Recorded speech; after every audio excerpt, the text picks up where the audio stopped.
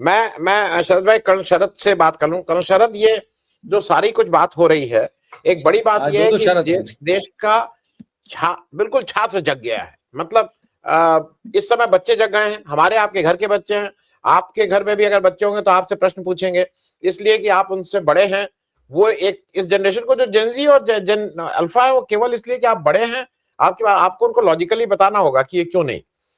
मैं इससे ये कह रहा हूं कि जो आज अगर पुलिस जिस ढंग से रिएक्ट कर रही है, या अमित शाह और मोदी जी कर रहे हैं, इनको डर, ये खतरा नहीं नजर आ रहा है कि वहां एक जंतर मंतर हुआ था, और ऐसा कोई दिन नहीं है कि देश के हर हिस्से में, उत्तर प्रदेश में हर जगह शुरू हो गया। हम लोग ने सोचा नहीं था कि लखनऊ में वो स्वतः बच्चे निकल रहे हैं, कोई उनको उनको कोई उकसा नहीं रहा है, कोई उनसे नहीं कर रहा है प्रोटेस्ट करो। वो छोटे छोटे चौथी पांचवी में पढ़ने वाले बच्चे बाहर निकल के वो कर रहे हैं। मैं इसको एक शुभ संकेत मानता हूं। मैं जरा आपसे भी कर लूं कि ये इस समय बहुत मुश्किल टाइम है बीजेपी के लिए। उत्तर प्रदेश का इलेक्शन सामने है, वो अपनी सारी कलाबाजियां कर रही है कि वंदे मातरम ये वो, इस पे बात हो, लेकिन वंदे मातरम क्या इशू है या शिक्षा व्यवस्था इशू है? जरा इस पे बात कर लें, क्योंकि वो तो वंदे मातरम कर रहे हैं। कल शरद, जो भी पिछले 2-3 महीने में खास तौर से हुआ है, हम इसको अलग अलग फेज में अलग अलग तरीके से एनालाइज करते आ रहे हैं, लेकिन हम एक बहुत इंपॉर्टेंट फेसेट मिस कर रहे हैं। हमारी सबकी अपनी अपने एक्सपोजर्स की वजह से अपनी अपनी पर्सनैलिटीज हैं। तो मैं फौज से आया हूं तो मेरे भी ऑब्वियसली बायसेस होंगे।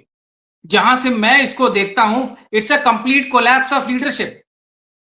कम से कम भारतीय जनता पार्टी के नेताओं को पिछले 12-14 साल में मैंने पहली बार इतने दबाव में देखा है। और लीडरशिप की एक्चुअल टेस्ट ही तब होती है जब आप एडवर्स सिनेरियो में होते हैं और आपको उससे निकल के आना होता है। मुझे लगता है इस लीडरशिप ने शायद, और मोदी जी का तो हम लोग हिस्ट्री जानते हैं, कम से कम 3 दशक से उन्होंने जीवन में कोई दबाव महसूस नहीं किया गोधरा के बाद। तो ये जो कोलैप्स देख रहा हूं मैं, वो लीडरशिप का कोलैप्स देख रहा हूं, बजाय कि एक पॉलिटिकल पार्टी का या एक गवर्नमेंट का। और जहां से हम देखते हैं, अगर लीडरशिप कोलैप्स होती है तो आप ये समझ लीजिए उसके बाद सेना का राउट शुरू होता है। इसको एक दूसरी तरह से अगर आप देखेंगे तो आप ये देखेंगे कि पिछले 10, 12, 14 साल से विपक्ष अपने अपने हालत में जहां जहां जैसे जैसे हो सकता था लगातार संघर्ष करता आ रहा था। इन लोगों ने इंस्टीट्यूशनली बहुत चीजों को कैप्चर किया है, अपने नैरेटिव्स को चलाया है, फिर अपने प्रोमिसेस को ब्रेक किया। लेकिन जब इंस्टीट्यूशनली अपने आप को बहुत ज्यादा कंट्रोल में लिया है, तो विपक्ष को बाद में इनकाउंटर का, बुलडोजर का और हर तरह के हैरेसमेंट का सामना करना पड़ा है। यहां तक कि एमएलए और सांसद 2026 आते आते तो इतना आसान हो गया जितना आसान आप सब्जी खरीदने जाते हैं और झोले में भर के ले आते हैं। Probably that was their best time जो इन्होंने कर लिया। लेकिन कुछ परमेश्वर की भी नियति होती है कि जैसे ही पीढ़ी बदलती है, विचारधारा बदलती है और उन बच्चों की उम्र बढ़ती है, वो चीजें निकल के आती। इसीलिए पॉलिटिकल साइंस में जो बोलते हैं 10-15 साल की साइकिल है, मैं उसको जनरेशनल साइकिल के तौर पे खुद अनुभव कर रहा हूं। मेरी इतनी वरिष्ठता नहीं है कि मैंने 3 साइकिल देखी हूं, लेकिन जैसे मैं एनालाइज कर रहा हूं, शायद ये जनरेशनल चेंज होता है, उसकी वजह से पॉलिटिकल चेंज 10-15 साल बाद आता है और ये कहीं ना कहीं वहीं पर है। बट इसमें एक अच्छा ऑब्जर्वेशन ये है कि विपक्ष जैसे तैसे बहुत मुश्किलों के हालात में भी हर दिन 10 साल से लड़ रहा था। अचानक ये बच्चे बाहर निकल के आते हैं और जैसा हम और आप सब जानते हैं कि आंदोलन अधिकांश गैर राजनीतिक होते हैं।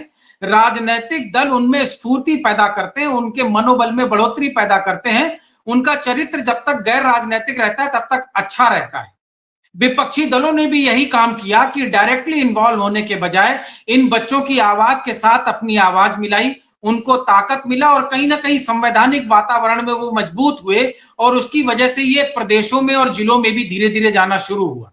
वहां तक ठीक था। अब मुझे चौंकने वाली बात ये लग रही है कि विपक्षी दलों ने तो बच्चों को आगे भेज दिया कि आप आगे चलो, हम आपके साथ हैं।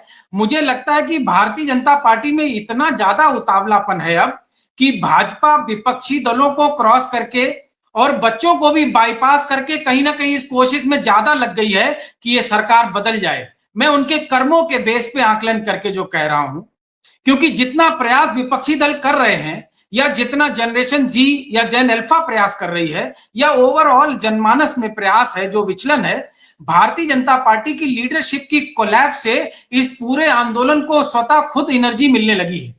और जहां जहां वो एक्शन ले रहे हैं, मेरा तो ये मानना है कभी कभी विपक्ष को थोड़ी सी ब्रीदिंग स्पेस देनी चाहिए और इन लोगों को कुछ कांड करने चाहिए और फिर गला पकड़ना चाहिए, फिर ढीला करना चाहिए, फिर पकड़ना चाहिए। आप अयोध्या में देख लीजिए, हम लोग पिछले 2-3 दिन से चर्चाएं कर रहे हैं कि ये बहुत सरप्राइजिंग नहीं होगा कि ये अल्टीमेटली चंपत राय जी को ही वहां का सीईओ भी घोषित कर दें। ये वहां तक जा सकते हैं और इसमें कोई सरप्राइजिंग नहीं होगा कि आज जब राहुल गांधी जी वहां थाने पे बैठे हैं तो करणी सेना को जंतर मंतर पे बुलाया गया है सुबह, और बहुत ऑर्गेनाइज तरीके से बुलाया गया है।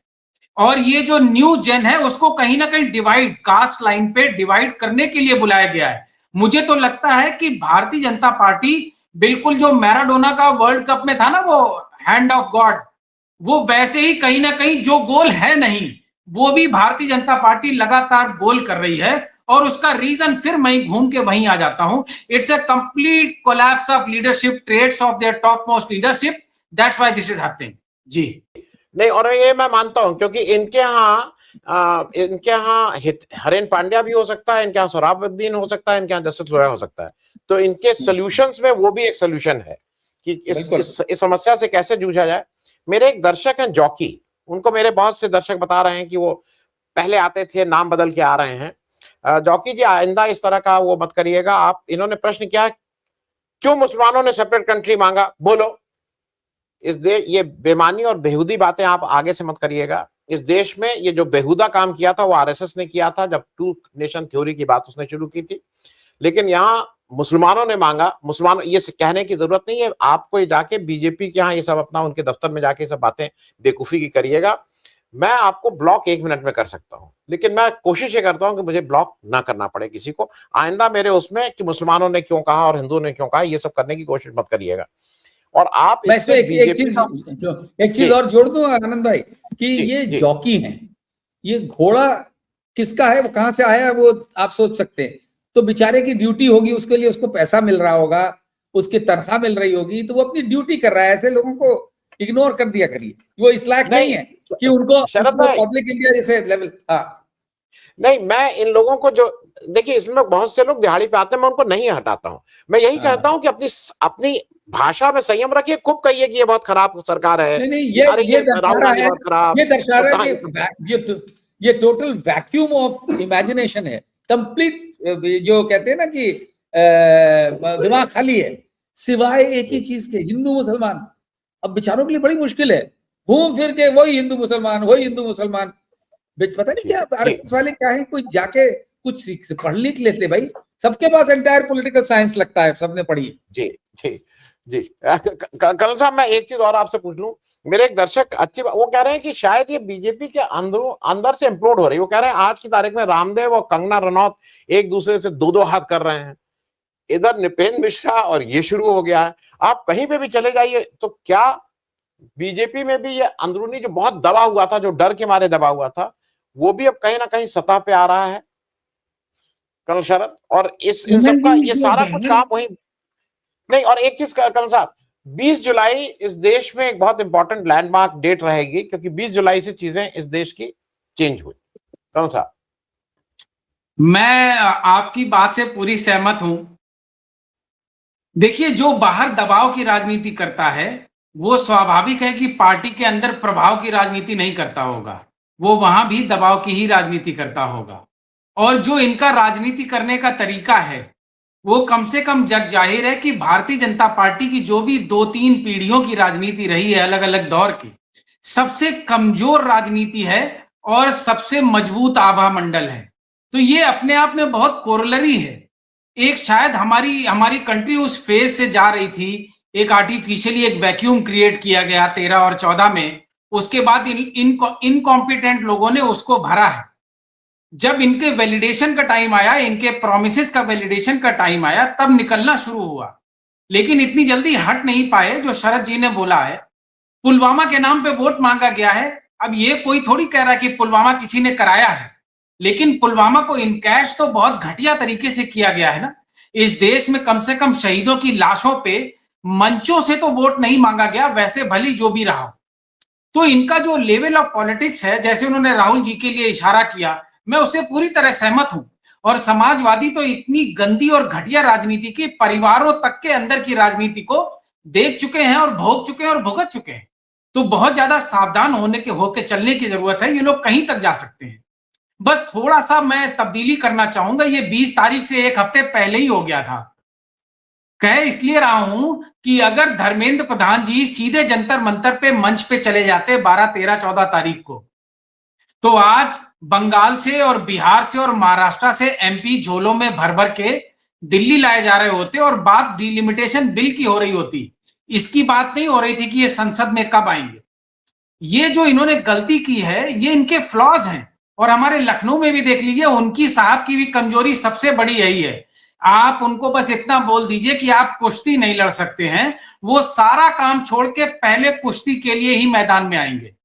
और एक स्मार्ट लीडरशिप जो होती है वो उसको एक्सप्लॉइट करती है। मैं बहुत खुल के तो नहीं कह सकता, आप लोग हमसे बेहतर जानते होंगे, लेकिन दर्शकों के लिए एक हल्का सा इशारा कर देता हूं। इंडिया गठबंधन में इस समय जो कुछ हो रहा है बहुत तरीके से हो रहा है। और अगर फुटबॉल की भाषा में कहें तो राइट विंगर ड्रिबल करके बॉल को लेफ्ट में पास करता है, आगे बढ़ जाता है, और जब आप लेफ्ट विंगर को पकड़ते हैं तो वो ड्रिबल करके बॉल राइट को पास दे रहा है। अल्टीमेटली प्लेयर और बॉल दोनों गोल की तरफ जा रहे हैं। तो भारतीय जनता पार्टी में जो बाहर चल रहा है वो तो ये चल रहा है, और अंदर प्रॉब्लम ये चल रही कि गोलकीपर कह रहा है कि अगर ये कैप्टन बदतमीजी ना करता तो शायद इस समय टीम का कैप्टन मैं होता। तो जो बाहर की लड़ाई है, जब कमजोर पड़ेंगे तभी अंदर की लड़ाई निकल के बाहर आती है। और अभी अंदर वाली तो निकल के बहुत अच्छे से नहीं आई है। थोड़ा समय दीजिए, शायद 2 महीने 3 महीने में जब बिल्कुल चैलेंजिंग टाइम होगा और लखनऊ की तैयारी हो रही होगी, तो क्या होने वाला होगा उसका इशारा राष्ट्रीय कार्यकारिणी में जो नाम आए हैं उससे काफी हद तक क्लियर भी हुआ है। हम लोगों को बस ये राइट विंग लेफ्ट विंग में चलना है। जैसे इस समय राहुल जी दिल्ली में कुछ और देख रहे हैं, पप्पू यादव जी बिहार चले गए हैं और चंपत राय जी को यहां संभाला जा रहा है, वैसे जब वो वहां एफआईआर कर रहे हैं तो यहां जैन अल्फा के स्कूल्स के मूवमेंट चल रहे हैं और 10-12 जगह यूपी में हो चुके हैं।